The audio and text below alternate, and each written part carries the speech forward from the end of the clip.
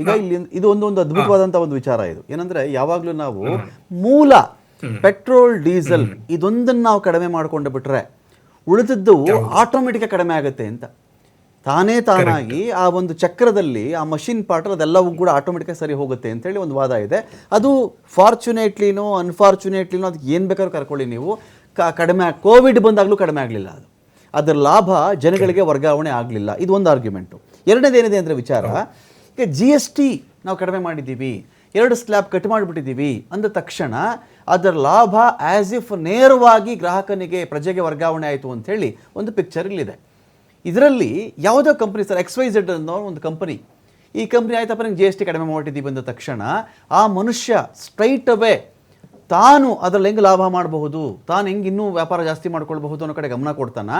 GST ಕಡಿಮೆ ಆಗಿದ್ದನ್ನು ಅವನ ಬೆಲೆ ಎಲ್ಲೂ ಏರಿಸದೆ ನೇರವಾಗಿ ಆ ಲಾಭವನ್ನು ಜನಕ್ಕೆ ಕೊಟ್ಟುಬಿಡ್ತಾನ ಅಂತ ನನ್ನ ಪಾಯಿಂಟ್. ಬೆಲೆ ಏರಿಸ್ಬೋದಲ್ಲ ಅವನು, ಟ್ಯಾಕ್ಸಿನ ಕಡಿಮೆನೇ ತೋರಿಸ್ತೀನಿ ನಾನು, 5% ತೋರಿಸ್ತೀನಿ ನಾನು ಬೆಲೆ ಜಾಸ್ತಿ ಮಾಡ್ಕೋತೀನಿ, 10,000 ಜಾಸ್ತಿ ಮಾಡ್ತೀನಿ, ಹಿಡನ್ನಾಗ ನಾನು ಜಾಸ್ತಿ ಮಾಡಿಬಿಡ್ತೀನಿ ಅಂದಾಗ ಆ ಲಾಭ ಜನಕ್ಕೆ ಬರುತ್ತಾ?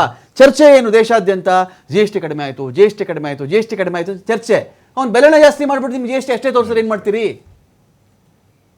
ಕರೆಕ್ಟ್. ಸೊ ಹೀಗಾಗಿ ಏನಾಗುತ್ತೆ ಅಂತಂದ್ರೆ GST ಒಂದು ರೇಷನಲ್ ಮಾಡಬೇಕಾಗುತ್ತೆ. ರೇಷನಲ್ ಅಂತಂದ್ರೆ ಅವರ ಒಂದು ಇನ್ಪುಟ್ ಕಾಸ್ಟ್ ಏನಿದೆ, ಪ್ರೊಡಕ್ಷನ್ ಕಾಸ್ಟ್ ಏನಿದೆ, ಮತ್ತೆ ಸೇಲ್ಸ್ ಕಾಸ್ಟ್ ಎಷ್ಟು ಬರ್ತದೆ, ಇವುಗಳನ್ನೆಲ್ಲ ನಾವು ಸೈಂಟಿಫಿಕ್ ಆಗಿ ಕ್ಯಾಲ್ಕುಲೇಟ್ ಮಾಡಿ GST ನ ಫಿಕ್ಸ್ ಮಾಡಬೇಕು ಒಂದು. ಜೊತೆಗೆ ಈ ಒಂದು ಮೊನೋಪಲಿಸ್ಟ್ ಅಥವಾ ಈ ಪ್ರೊಡ್ಯೂಸರ್ಸ್ ಏನಿರ್ತಾರೆ ಅವರು ಯಥೇಚ್ಛವಾಗಿ ಬೆಲೆಗಳನ್ನ ಹೆಚ್ಚು ಮಾಡ್ತಾ ಹೋಗ್ತಾ ಇದ್ದಾರೆ ಇತ್ತೀಚೆಗೆ. ಸೊ ಆ ಬೆಲೆಗಳ ಮೇಲೆ ನಿಯಂತ್ರಣ ಏರ್ಬೇಕು. ಬರೇ GST ಏರುಪೇರು ಆದ್ರಿಂದ ನೀವ್ ಹೇಳ್ದಂಗೆ ಪ್ರೊಡ್ಯೂಸರ್ಸ್ ಇದಕ್ಕೆ ಇದು ಲಾಭ ಆಗ್ತಾ ಇದೆ ಹೊರತು ಇದು ಕನ್ಸ್ಯೂಮರ್ಸ್ಗೆ ಹೋಗ್ತಾ ಇಲ್ಲ, ಅವ್ರಿಗೆ ಲಾಭ ಆಗ್ತಾ ಇಲ್ಲ. ಸೊ ಅದು ಟೋಟಲ್ ಆರ್ಥಿಕ ಬೆಳವಣಿಗೆಗೆ ಸಹಕಾರಿ ಆಗೋದಿಲ್ಲ. ಅದರಿಂದ ನಮ್ಮ ಪಾಲಿಸಿಗಳು ಏನಿರ್ಬೇಕು ಅಂತಂದ್ರೆ ಹೋಲಿಸ್ಟಿಕ್ ಆಗಿರ್ಬೇಕು. ಹೋಲಿಸ್ಟಿಕ್ ಆಗಿ ಅಂದ್ರೆ ಪ್ರೊಡಕ್ಷನ್ ಮೇಲೇನು ನಾವು ಬೆಲೆಗಳನ್ನ, ಪ್ರೊಡಕ್ಷನ್ ಕಾಸ್ಟ್ ಅನ್ನ ಗಮನಿಸಿ, ಇನ್ಪುಟ್ ಕಾಸ್ಟ್ ಅನ್ನ ಗಮನಿಸಿ, ಸೇಲ್ಸ್ ಅಥವಾ ಟ್ರಾನ್ಸ್ಪೋರ್ಟೇಷನ್ ಕಾಸ್ಟ್ ಅನ್ನ ಗಮನಿಸಿ ಬೆಲೆಗಳನ್ನ ಫಿಕ್ಸ್ ಮಾಡಬೇಕು.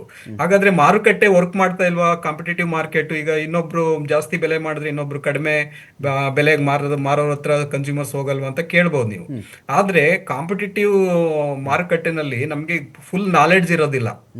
ಅಂದ್ರೆ ಎಲ್ಲ ವಸ್ತುಗಳ ಬಗ್ಗೆ, ಅವುಗಳ ಪ್ರಾಪರ್ಟೀಸ್ ಬಗ್ಗೆ, ಅವುಗಳ ಅಟ್ರಿಬ್ಯೂಟ್ಸ್ ಬಗ್ಗೆ, ಅವರ ಗುಣಲಕ್ಷಣಗಳ ಬಗ್ಗೆ ಜನರಿಗೆ ಮಾಹಿತಿ ಇರೋದಿಲ್ಲ.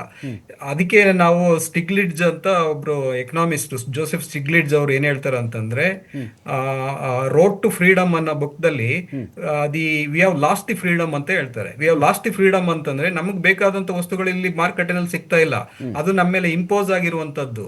ಈಗ ಪಿಜ್ಜಾ, ಬರ್ಗರ್ ಅವೆಲ್ಲ ನಾವು ತಿನ್ಬೇಕು ಅಂತ ಎಕ್ಸ್ಪೆಕ್ಟ್ ಮಾಡಿರ್ಲಿಲ್ಲ, ಅವು ಅವೈಲಬಿಲಿಟಿ ಇರೋದ್ರಿಂದ ನಾವು ಎಲ್ಲರೂ ತಿಂತಾ ಇದೀವಿ ಅದನ್ನ. ಸೊ ಹೀಗಾಗಿ ಈ ಒಂದು ಪ್ರೊಡಕ್ಷನ್, ಮಾಸ್ ಪ್ರೊಡಕ್ಷನ್ ಮತ್ತೆ ಮಾಸ್ ಕನ್ಸ್ಯೂಮರಿಸಮ್ ಯಾವ ರೀತಿ ವರ್ಕ್ ಮಾಡ್ತಾ ಇದೆ ಅಂತಂದ್ರೆ, ಇವರು ಅಷ್ಟೊಂದು ಪಿಜ್ಜಾಗೆ ಅಷ್ಟೊಂದು ದುಡ್ಡು ಇರಲ್ಲ, ಅಷ್ಟೊಂದು ಬೆಲೆ ಇರೋದಿಲ್ಲ. ಇದು ಒಂಥರ ಫ್ಯಾಷನ್ ಆಗ್ಬಿಟ್ಟಿದೆ. ವಸ್ತುಗಳ ಬೆಲೆಗಳನ್ನ ಜಾಸ್ತಿ ಮಾಡಿದ್ರೆ ಅದು ಬ್ರ್ಯಾಂಡ್ ಕ್ರಿಯೇಟ್ ಆಗುತ್ತೆ. ಆ ಬ್ರ್ಯಾಂಡ್ ಅನ್ನ ಉಪಯೋಗಿಸುವಂತಹ ಒಂದು ವರ್ಗ ಇದೆ. ಆ ಬ್ರ್ಯಾಂಡ್ ಅನ್ನ ವರ್ಗ ಏನ್ ಮಾಡ್ತದೆ, ಇನ್ನು ಬಡವರ ಮೇಲೆ ಒಂದು ವೆಬ್ಲನ್ ಎಫೆಕ್ಟ್ ಅಥವಾ ಒಂದು ಡೆಮಾನ್ಸ್ಟ್ರೇಷನ್ ಎಫೆಕ್ಟ್ ಮಾಡುತ್ತೆ.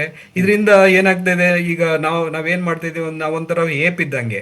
ಈಗ ಅಮೆರಿಕನ್ ಲೈಫ್ ಸ್ಟೈಲ್ ಅನ್ನ ಇಂಡಿಯನ್ಸ್ ಫಾಲೋ ಮಾಡೋದು, ಇಂಡಿಯನ್ ಶ್ರೀಮಂತರ ಲೈಫ್ ಸ್ಟೈಲ್ ಅನ್ನ ಈ ಬಡವರು ಫಾಲೋ ಮಾಡುವಂತ ಒಂದು ಇದಿದೆ. ನಾವು ಅಮೆರಿಕಕ್ಕೆ ಹೋಗಿ ನಾವು ಅಲ್ಲಿ ಇರುವಂತ ಶ್ರೀಮಂತಿಕೆಯನ್ನ tourist, for example Indian tourist ಅಮೆರಿಕಕ್ಕೆ, ನ್ಯೂಯಾರ್ಕ್ ಹೋಗ್ತಾರೆ.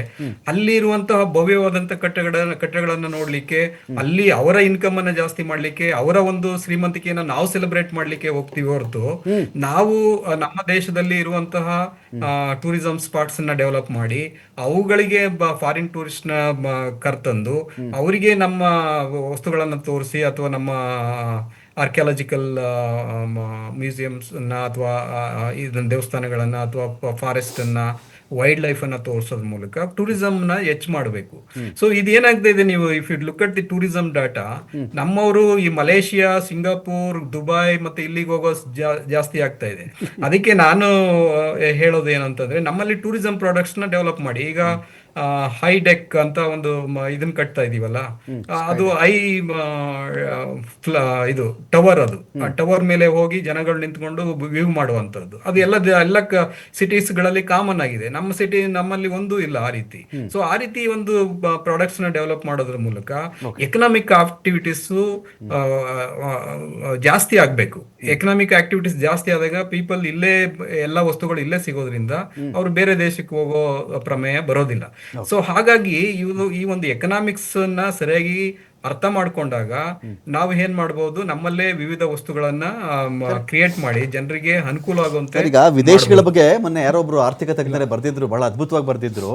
ಯಾವುದೋ ಒಂದು 4 ಕಂಬ, ಒಂದು ಕಂಬದ ಒಂದು ಮಂಟಪ, ಆ ಮಂಟಪದ ಬಳಿ ಹೋದಾಗ ಅದರದ್ದು ಮಾರ್ಕೆಟಿಂಗ್ ಹೆಂಗ್ ಮಾಡ್ತಾರೆ ಅಂತ, ಒಂದು ಗಾಜಿನ ಪೆಟ್ಟಿಗೆ, ಆ ಕಂಬದ ಬಗ್ಗೆ ಒಂದು ದೊಡ್ಡ ಅದ್ಭುತವಾಗಿರ್ತಕ್ಕಂಥ ಕಥೆ, ಅದನ್ನ ನೋಡಕ್ಕೆ ಒಂದು ಅಲ್ಲಿನ ರೂಪಾಯಲ್ಲಿ 1500 ರೂಪಾಯಿ, ನಮ್ಮ ಇಂಡಿಯನ್ ಕರೆನ್ಸಿ 1500 2000 ರೂಪಾಯಿ ಇಟ್ಬಿಟ್ಟು, ಇಲ್ಲಿ ಸೀಸರ್ ಕೂತಿದ್ದ, ಇಲ್ಲಿ ಇನ್ನೊಬ್ರು ಯಾರೋ ಕೂತಿದ್ರು, ಮಹಾನ್ ರಾಜ ಇಲ್ಲಿ ಬಂದು ನಡ್ಕೊಂಡು ಹೋಗಿದ್ದ, ಇದು ಮಾತಾಡ್ತಾರೆ.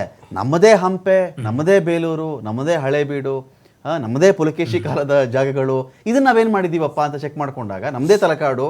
ಅಲ್ಲಿ ಒಂದು ಕ್ವಶನ್ ಬಂದ್ಬಿಡುತ್ತೆ ಸರ್. ಅದು ಅಲ್ಲಿ ಹಾಗೇನೆ ಒಂದು ಪಿಜ್ಜಾ ಬಗ್ಗೆ ಕಥೆ ಹೇಳಬೇಕು ಅಂದರೆ, ಒಂದು ಪಿಜ್ಜಾ ಕಥೆ ಹೇಳಬೇಕು ಅಂದರೆ, ಇದೆಂಥ ಅದ್ಭುತವಾದ ಹಿಟ್ಟಿನಿಂದ ಯಾವ್ಯಾವ ದವಸ ಧಾನ್ಯಗಳು ಬಳಸಿದ್ದೀವಿ ಪಿಜ್ಜಾಗೆ, ಎಂತೆಂಥ ಹಣ್ಣು ಹಾಕಿದ್ದೀವಿ, ಈ ಆಲಿವ್ ಹಣ್ಣನ್ನು ನಾವು ಎಲ್ಲಿಂದ ತಂದಿದ್ದೀವಿ, ನಮ್ಮ ಅಜ್ಜಿ ಇದನ್ನು ತಟ್ಟಿರುವಂಥ ಬೆರಳಿನ ಗುರುತು ಇದೆ ನೋಡಿ ಅಂತ ಅದನ್ನ ಬರೆದು ತೋರಿಸ್ಬಿಡ್ತಾನೆ ಅವನು. ಅಜ್ಜಿ ಬೆರಳು ತಟ್ಟಿರೋದು ಇದನ್ನ, ಅದು ಗುರುತಿದೆ ಅಂತ ಹೇಳಿ. ಮಾರ್ಕೆಟಿಂಗು, ಇದು ಎಲ್ಲ ಮಾರ್ಕೆಟಿಂಗ್ ಆಗ್ಬಿಟ್ಟಿದೆ. ಹಾಗಾಗಿ ಎಲ್ಲೋ ಒಂದು ಕಡೆ ಹಿಂದೆ ಇದೀವಿ ಸರ್.